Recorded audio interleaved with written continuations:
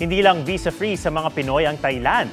Hitik din sa kultura ang Land of Smiles, kaya pagdating sa cultural immersion, kulang daw ang 1 day in Thailand. G tayo dyan kasama si Darlene Kai. Mula sa nagagandahang beach at makulay na nightlife, maraming dahilan para bisitahin ang tinaguriang Land of Smiles. Sawadika! Welcome to Thailand! Sa kabisera pa lang na Bangkok, busog na ang mata sa sining at kultura ng mga Thai.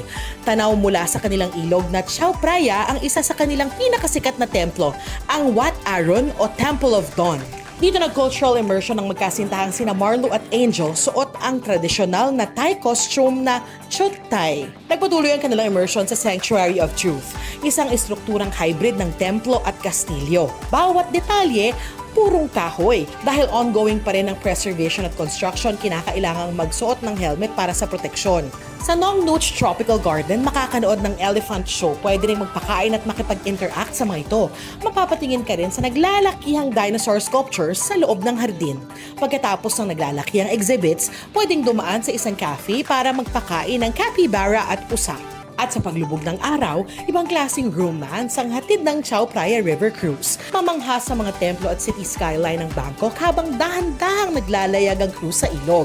Sa dami ng mga tanawin at kulturang dapat aralin at namnamin, masasabi ngang kulang ang 1 day in Thailand. Darlene Kai, nagbabalita para sa GMA Integrated News.